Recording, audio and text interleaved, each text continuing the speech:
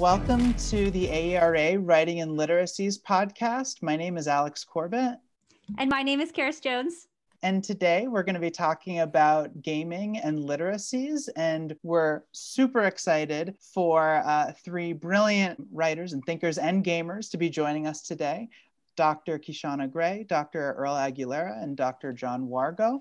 So thank you so much for joining us. And we'll just start with a few introductions, name, institution, maybe a game you've been feeling recently or a game character. So maybe we'll start with Dr. Aguilera. All right, cool. Thank you, Alex and Karis. Thanks for having us on the show. Hi, everybody. My name is Dr. Earl Aguilera. I am currently an assistant professor at California State University, Fresno, located out here on the occupied territory of the Yokuts and the Mono peoples. And I was a little anxious thinking about the favorite game character question, but I reached deep within my soul. And I think what I've come up with, I'm going to go back to Warcraft 3. So this is pre-WoW. And I'm going to say Illidan Stormrage, the Fallen Demon Hunter. And there is he just is a type for me. You know what I'm saying? Like the hero who tries to fight evil with the powers of evil. Like, I don't know why, but that trope just does it for me. So yeah, so I'm going to say Illidan Stormrage. And with that, do I pass the mic or how does this work? I'm going to pass the mic down to Dr. Gray for her introduction. Awesome. Thank you, Earl. Thank you all for having me on. I'm so glad to share space with you all. Kishonna Gray, assistant professor at the University of Illinois at Chicago. I can't pick a favorite character. Like, I could probably do like a top 3. This is like the toughest thing. So along with, Professor Aguilera, I too have a lot of stress and anxiety about this character because I don't want to like forget someone. And I don't want Mario to be mad. I don't want Sonic to be mad, if they're not my top 3. But I would say, a favorite character, probably Agent 47 from the Hitman series. I just love the aesthetic of the game. It's such a satisfying game, and not because like I'm killing and assassinating people. I'm just thinking about like the worlds that are like created. They're so beautiful. They're so cool, and to be able to interact, in these, these amazing places. It's pretty cool. So I think Agent 47 from the Hitman series is probably my favorite gaming character. And I know like later tonight I'm gonna be like, man, why did I say that? I should said something else. But so for right now, we'll just leave it at Agent 47. And I'll pass it on to Jon. Hey all, my name's Jon Wargo. I'm an assistant professor in teaching curriculum and society in the Lynch School of Education and Human Development at Boston College. I'm so excited to share space with you all today. And my favorite character, I'm going to go back to Game Boy and sort of love and be in awe of someone who shares a similar name to my last name, and that is Wario, who I was just obsessed with, including the offshoot of Waluigi, because, my teenage self was like, whoa, if you get rid of the I and just put a G, it's Wargo. So that's very, very, very sort of, the other responses are very, I think, brilliant, but mine, just simple. Well, great. Thank you guys for sharing. We're sorry that our intro question was so stressful. It wasn't meant to be. I'm going to start us off with our first question for you guys. So why do games matter for literacies, learning, and communities? And we would love to hear more about your research in this question. And if after you go, you want to pass the mic to someone else, that would be great. So I will pass it to Dr. Gray. I love this question. And I love it for so many reasons. I think because in all of our responses, like you're going to get like a different perspective, like on literacies, right?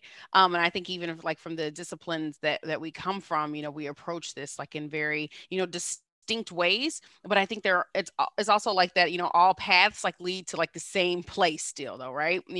So like for instance, I think whenever I think about, where my work fits within like, like the literacies kind of like, traditions, I often think my work probably fits in like, the like racial literacies, and trying to like, develop the competencies like around like understanding difference and understanding different identities and using, the gaming medium as like a way to be able to do that, right? right?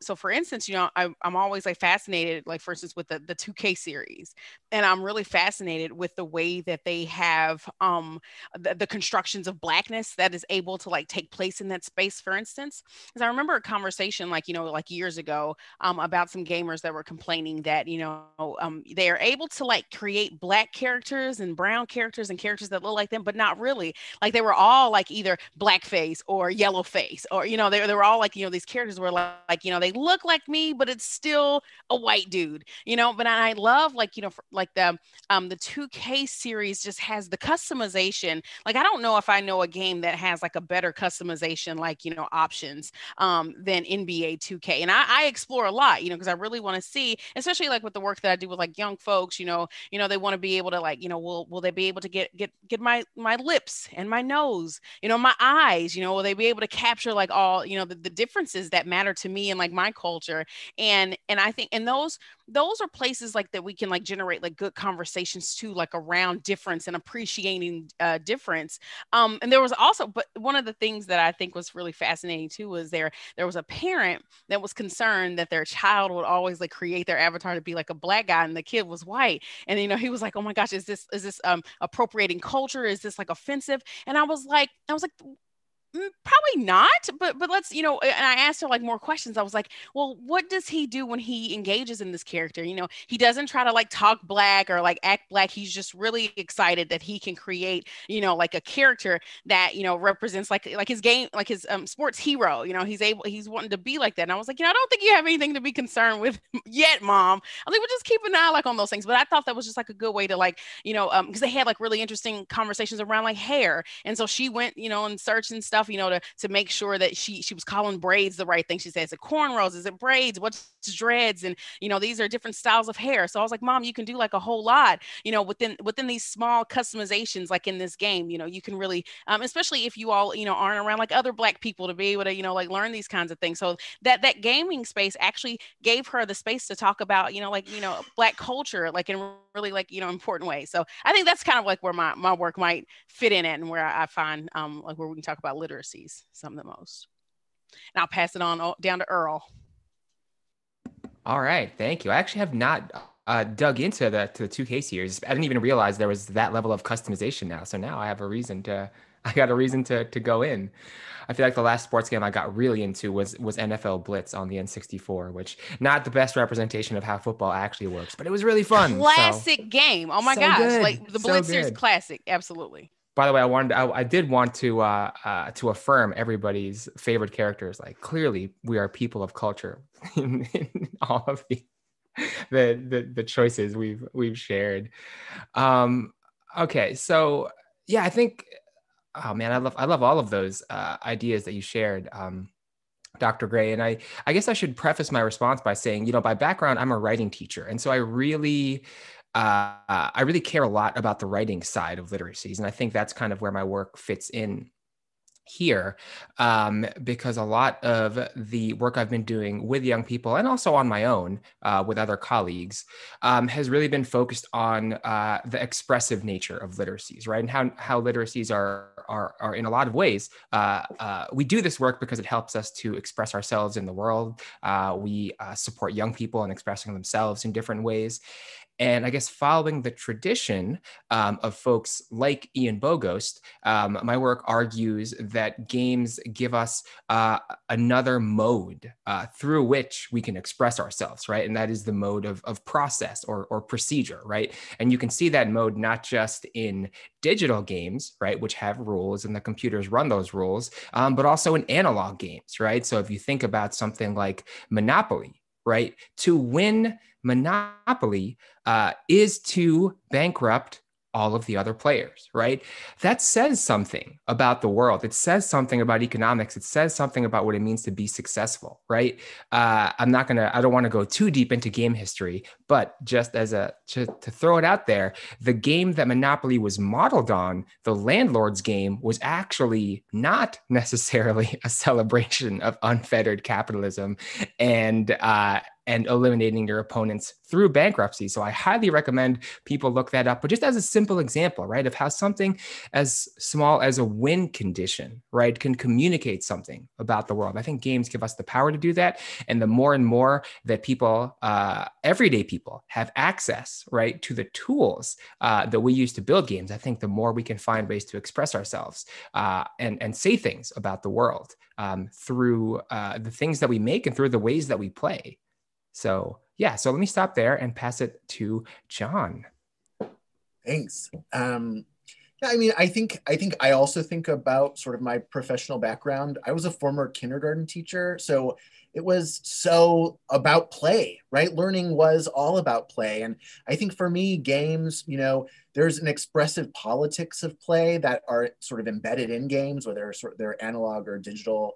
And for me, I think that is sort of one of the inroads that I'm really interested in terms of understanding gaming and literacy is what are the politics of play? And this like goes back to sort of like hanging out at a participant's couch, playing Injustice, being two queer youth of color.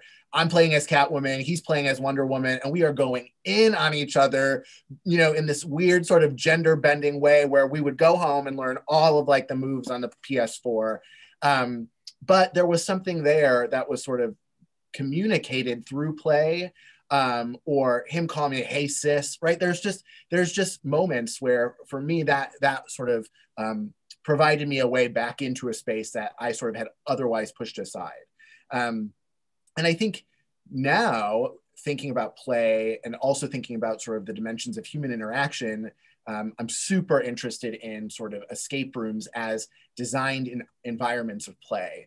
And as classroom, like, you know, thinking about sort of how educators understand their role in designing experiences, I think that there's so much to learn about sort of those folks who engineer escape rooms, and what can we sort of bring in? And I'm not talking about like simple like gamification, right? But like these people think deeply about cultivating immersive experiences, and to see a group of, you know, adults learn sort of what escape is and how escape sort of the encounter of escape shifts and changes as they sort of become more fluent in the genre of that game.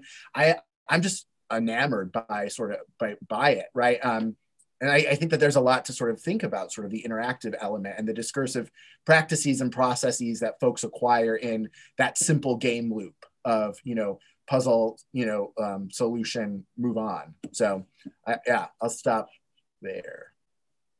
Everybody has already alluded to kind of their critical inroads into their work with gaming, but maybe just creating space to kind of talk about, you know, we all love games and games have been a part of all of our lives, but game spaces can also be very ideologically contentious, contested, and they can often reify structural injustices in society. So as gamers, as practitioners, as researchers, how do you take a critical approach to your work and working with other gamers and youth? And maybe we can start with. So I think it's really, really important that I thought about, you know, how do gaming spaces like replicate like physical spaces, right? And so I immediately saw just this manifestation of like the physical inequalities in this online space. And I was like, I think that needs to be studied. But in my mind, I was like, somebody's already done this, but like it wasn't that much. And so this was like, I was in grad school, like in like 2007, I think is whenever I started, you know, like my graduate school.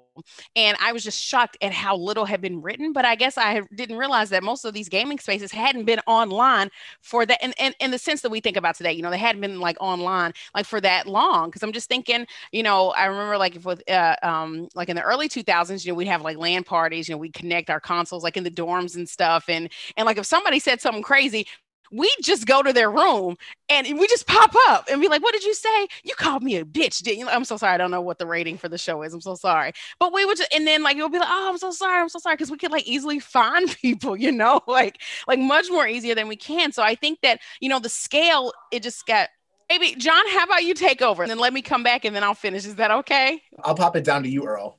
Okay, sure.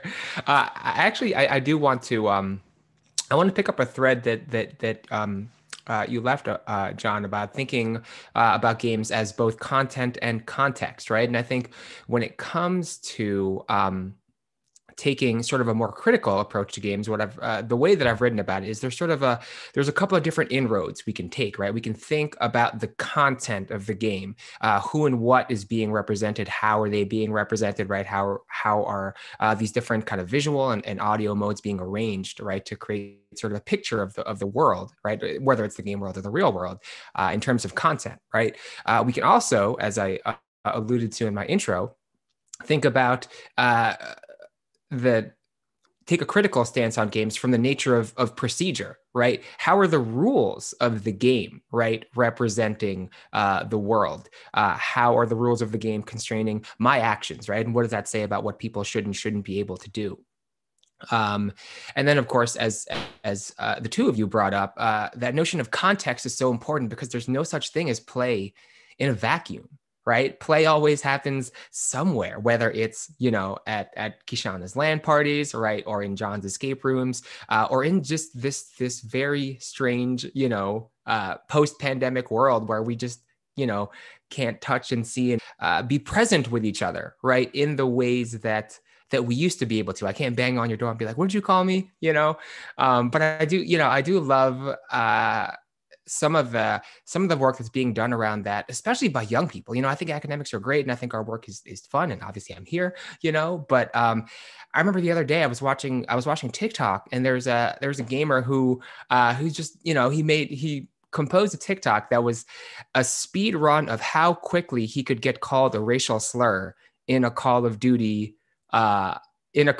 lobby. And so, his strategy was, I used to say I'm black, I used to say BLM, but that would, it's too many syllables. So today I'm going to say I'm black and we're going to run the timer. We're going to see how fast it happens. And he just took that commentary was one of the most powerful commentaries I've seen, present company excluded, right, around gaming.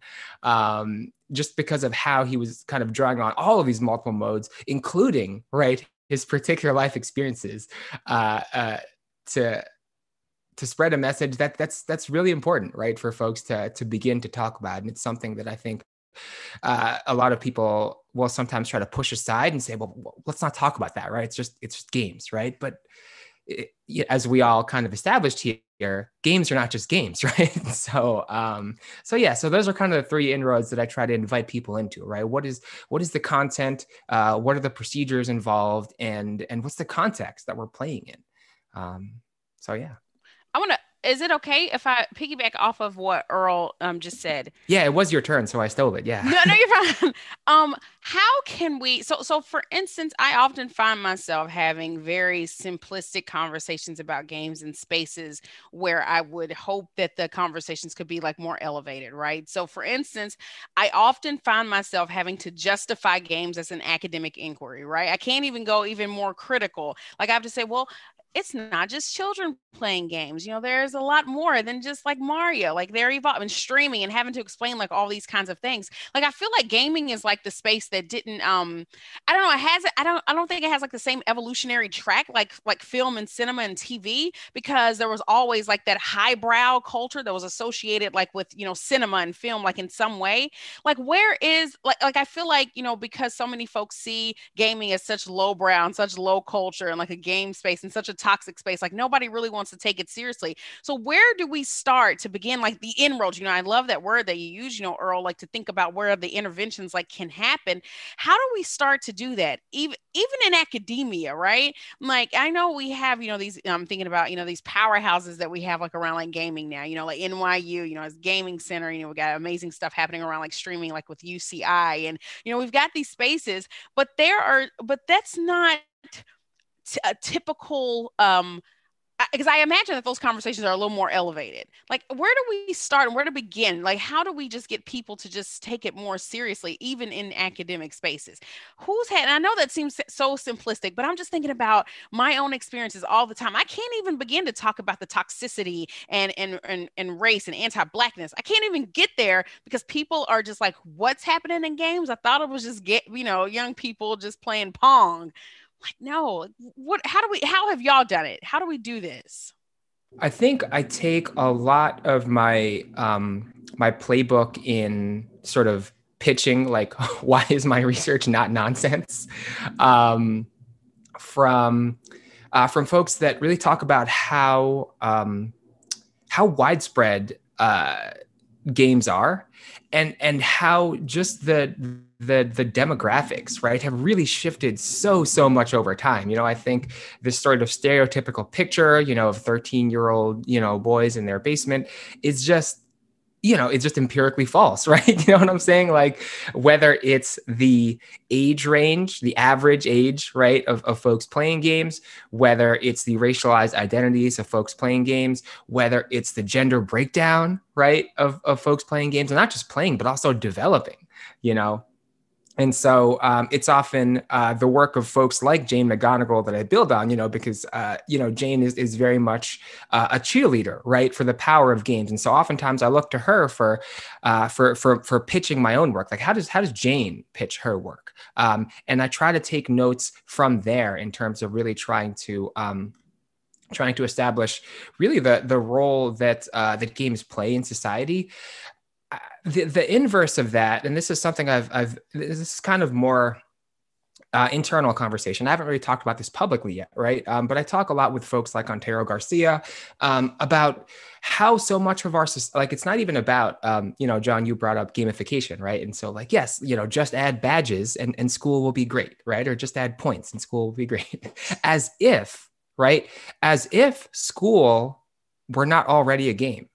As if school were not already a LARP, right? As if I didn't come into the classroom and decide, today I'm going to play the role of Dr. Aguilera today. I'm not going to be Earl. I'm going to be Dr. Aguilera. It's a very particular persona, right? And so when we really think about the ways that so much of our society really is structured around role play, around procedure, right? Around winning and losing. Now, granted, in society, there are far deeper material consequences, right, than there might be in a game, but that doesn't make it any less game-like, right? And so, I've with Ontario, I've been tossing around this idea of sort of a ludic epistemology, like looking at things as if they are already games, right? And what can we learn from that? So I guess those are kind of two ways personally that I think about it, right? How widespread and how much of an influence it already has on society, and how much of our society is already structured around games and around role play. That comment also makes me just think about sort of in games research that sort of falls at this intersection of education research, the way that we have to sort of de-link from the disciplinary avenue that somehow playing this game leads to better scores in numeracy or provide students with sort of a greater understanding of civilization, right? And I think that for me, one of the interesting sort of the criticality in this dimension of, like, I actually really do want to understand play and the feeling of play, and like what that sort of, I don't really love the flow sort of politics and the language of flow. So maybe like the vibe or I want to know sort of how play does sort of, processually come together in this assemblage that folks interact and share space with and sort of, cooperate and collaborate, and recognizing, right, that there are sort of political dimensions that, the same, racist shit that happens out there happens at the table. We know that, right? Research has affirmed that. But I've been really interested in the ways in which we can sort of just de-link from this disciplinary dimension and understand play as an avenue of sort of an expressive repertoire, right? A capacity for literacy. And I say this, right, because like I wrote with Antero about an escape room piece, and the literacy journal was like, nah, this should go to a gaming journal, right? I'm like, okay, cool. Let me go to this gaming journal. And they're like, this should be in a literacy journal. And so it's just like, oh, well, And so there's just something like within the space of academia, right? Within this sort of area that I'm still, I don't know how to sort of talk about what I want to talk about in a way that highlights things like rigor, right? Or the valence of the work that we do. I don't know. I'm just sort of talking. No, it's a beautiful word you're saying, because it's like really true. Like, I think especially being like an interdisciplinary scholar too, it's like you have no home, you don't know where to fit. And I'm even thinking about, a lot of the work that I want to do like right now, especially with my, I'm affiliated with like the Raising Good Gamers like initiative, with, and so one of the things that I want to do is just it seems so basic to other people in the world. Like, for instance, I have proposed wanting to like teach young folks how to communicate and how to solve problems, like conflict resolution, peer mediation, like how, because a lot of them, like I remember having like a little small group of like young folks, and they just thought that they were supposed to trash talk the other person, like say, oh, you suck. And I'm like, how about instead of saying you suck, like, oh, that was a good shot. You did that was a great layup, like, good job. And it's like, no, but we don't do that because they haven't seen them. And like, to me, it's so, it's a big problem, because if we were to be able to address that, well, maybe we could do something about like the larger, impacts of like toxicity, in adults, which we see a lot of that, right? But then, it's not like, using your word, Jon, like, so many of these funding bodies are like, that's not rigorous enough, or what are the metrics? Like, well, it's like supposed to be some pathway, like this gaming is supposed to teach them a skill. Shouldn't they learn how to code? Shouldn't they be building, and shouldn't we be getting them into engineering programs? I'm like, I just want them to be nice to each other. Like, I'm like, y'all can worry about that. Like, I'm really just at the basic level of just like learning just how to treat one another, so we have like, I hate using the word like civil dialogues. I'm like, y'all talk about all that in the world, but when have you ever taught that? When have we ever really like taught, folks how to be, and I also don't want to make that seem like it sounds like elitist, like, I'm like diminishing like some ways of like how folks like interact or engage, because that's not it at all. But really, when those young folks were just like, they really thought that they were supposed to be toxic, that really like floored me. And I was like, there's another way. There's an alternative way. We don't have to like be toxic. Yeah. But so great comments. Great comments, y'all. Well, guys, this has been really great. And I think you've already touched on this, so I'm going to just go into our last question. What do you think is the potential and future of gaming research? Where is your work going? And how might emerging scholars contribute to and push this conversation? Because we're, part of our SIG's purpose is raising up emerging scholars and integrating them into the conversation. I mean, us, I don't know. I'm an emerging scholar, and Alex is too. We all are, right? Yeah, exactly. Yeah, we all are. We are all already emerging. Yeah. A great question to leave us on. And I guess I've alluded to this a little bit, or maybe a couple of times. I don't know. I've lost track of what I've said throughout the conversation. But I really think the future of gaming research is in the hands of players. It's in the hands of people, to be honest with you. And again, present company accepted, some of the best and most insightful work I've found around gaming isn't in academia. It's on YouTube, right? It's in video essays. It's on Twitch, it's with streamers. And so I think while we are gamers ourselves, I think also the future of gaming research, for me personally, lies in following the lead of the people that are on the ground, right? The people that are playing, the people that are making.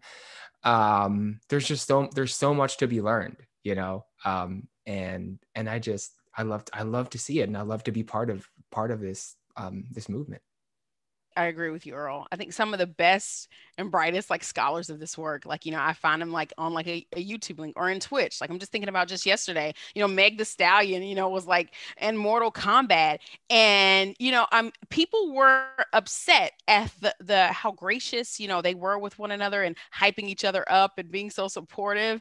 And, people are like, this isn't normal. This isn't real, because people are just expecting like some of those toxic elements, And I just really think that there's like so many other things that we could like focus on and like explore, because we haven't really done. So if you think about, I'm comparing, like gaming scholarships, like other bodies of like scholarship, right? So like prison literature or prison scholarship, right? Think about all the different nodes and all the different trajectories and how much like still needs to be studied and uncovered. Like, we're still there. I think one of the things we have to do is, going back to that initial kind of like inquiry that I had, is like, we've got to take, this space seriously, right? We have to like acknowledge that, the research that we do here is just as important as the research that we do like on mass incarceration or reproductive justice and, like all those are political economies, it's just as important and it's just as significant, so I think once we're able to like reach that point, then, we'll continue to see like a lot more. But, a lot of my advice for like emerging scholars, like, because I'm learning all the time. I learn every day. So I'm part of that bubble too, you know?